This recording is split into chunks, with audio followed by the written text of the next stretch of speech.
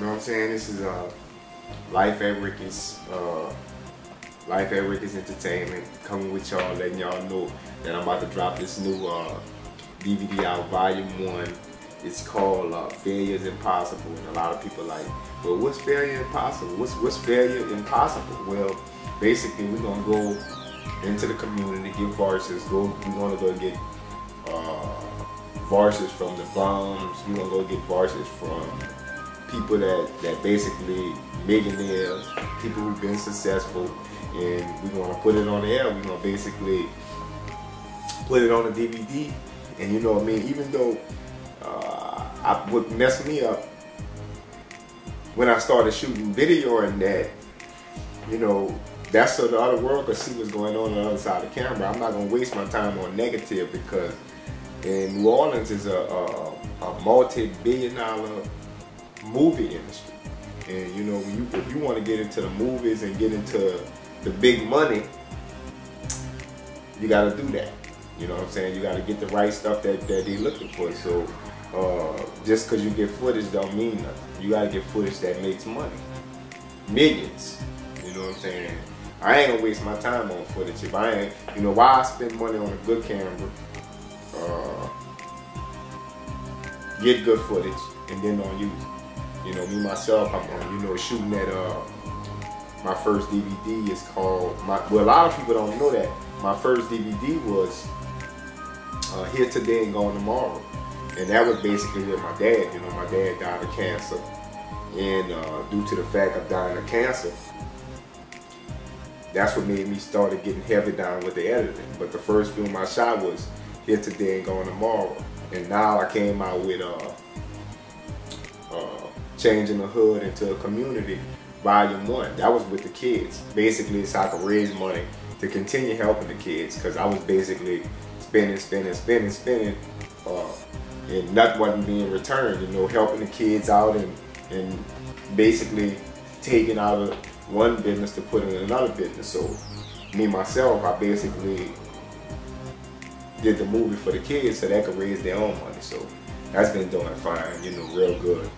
And a lot of people say, well, when you gonna start on Volume 2? I put a sneak peek of Volume 2 on Volume 1 due to the fact that I wanted them to see what Volume 2 is gonna be about. So we're gonna let that one sell, and then we're coming out with our Failure is Impossible, and we need y'all help. You know, basically what failure is impossible. You know, if you want to be a part of that, hit us up. You know, Life at Rickey's at AOL.com, and that'll basically help us out with the film. You know, give us some ideas, shoot some partners to us. You know what I'm saying? You don't have to leave no comments. You know, I mean, if you want to relate to us, you know, send us an email. It's more better than putting a comment on, because then that means everybody know what you told me, and I don't want everybody to know what you told me, because I might use that in the film. You know, and a lot of people say, well, what's your motivation to continue shooting films? Well, you know, I have role models, you know, like Tyler Perry. If Tyler Perry can do it, I could do it. If Oprah Winfrey could do it, I could do it. If Dr. Martin Luther King could do it, I could do it. If Obama could do it, I could do it. You know, you gotta have success in what you're doing. You know, you gotta have success in everything that you do. And another thing I want to say to all my viewers out there, you know, in our people of Tennessee, in our newer generation, that I'm not gonna call it player hating, because everybody that use player hating out the box. Everybody, if somebody disagree with you, they're a hater. That ain't true. That ain't true, because you're gonna have disagreements and things. You're gonna have agreement and disagreements in everything that you do. But player hating, everybody wanna use player hating now. And every time somebody don't agree with you doing, they player hating. I'm telling all my viewers out there, that ain't true. It's not hating. They just disagree. They may disagree on you. That's life. I mean, I might do something that they don't agree with. That doesn't mean they are player haters. You gotta, you know, our people got a tendency of wanting to use player hating against each other and say, oh, that's my boy. You know, he might not agree with what you're doing, but that don't mean that he's a player hater. And then as soon as you call him a player hater, he trying to explain to you that he's not a player hater. He's just a person that want to see you do well. And sometimes You know, if you have a good friend, you ask your friend opinion. And you gotta take that like that. You know, you can't always say it's a player hater, they hating on me, they hating on me. No. You know, it's common sense that, you know, you have somebody that maybe passing an opinion about what you're doing and you don't agree with it. So I'm telling all my viewers out there, you know, anything somebody say about me that can help me, sometimes it can harm me. It's life. You know, you gotta take the bitter with the sweet.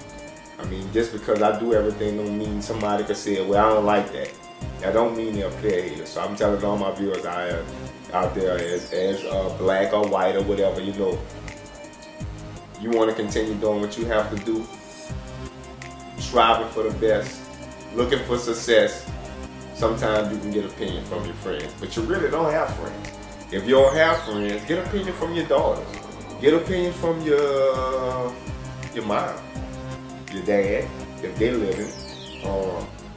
So, you know, I'm letting all my viewers know out there, success is not easy, you know, and dealing with all of, you have some friends that, well, I'm not going to say friends, but associates, tell somebody something about somebody saying this and that. You know, we gotta stop leeching on to these things. You know, you gotta look better than that. If somebody want to see you do well, and we have a tendency of, if somebody want to see you do well, and he dealing with somebody that's a great person, I'm gonna block it off, so I'm gonna start some confusion. You know, we gotta stop being like that with each other. That's not hating. It's a problem. You know, we can fix that problem. You know, and like they used to say, haters gonna hate and ballers gonna ball. But if you look at the fact that we all fall short in something, that's life. We can fall short, but there's not nothing that basically gonna change anything in life. It's not gonna change the way I feel or the way you feel. So I'm letting all my viewers know out there, you gotta basically keep your head up, stay prayed out, and trust God first. Don't trust your friends. Trust God. And you know, a lot of people say, well, what made you want to get into the video industry? What made you want to do with the kids? What made you want to do basically videoing, period? Find out sooner. You know, I'm about to write me a book, and you know, I'm gonna write a book about my past, what I've been through to get where I'm getting right now. And a lot of people say, well, how you know, what's your struggle every day? What's your lifestyle or what you doing? Well, when you're in society and you have to grind. Grinding, you know, a lot of people say grind and stand on the corner all day. No. You want a film to be right, you know, you might have to look at that film 50 to 60 times to get it right. There's nothing wrong with that, because there's nothing, if you gotta look at a film when you put it together, and you look at that film and you see it's worth something. This is advice for all you camera people out there. A lot of y'all put y'all stuff together. Look at that footage. Watch it over and over and over and over and over and over again. When you watch it like that, that's what makes a real camera person. Well, filmmaker.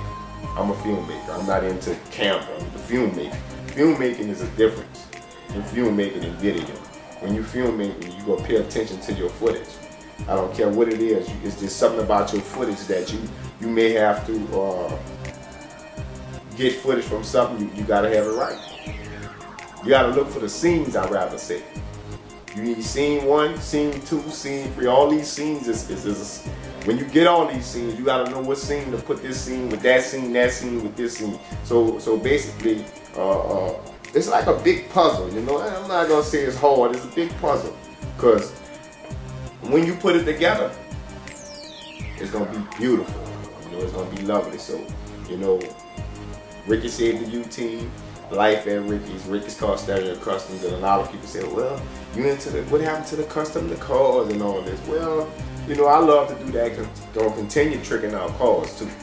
We ain't gonna stop tricking out cars, but it's just me.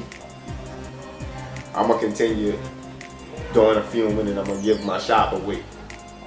Somebody that I know if I put it in their hands, I'm gonna still be a management of it, and I'm just gonna be dealing with what I have to deal with. So, life at Rickey's. Telling all my viewers out there, you know, it ain't easy out here.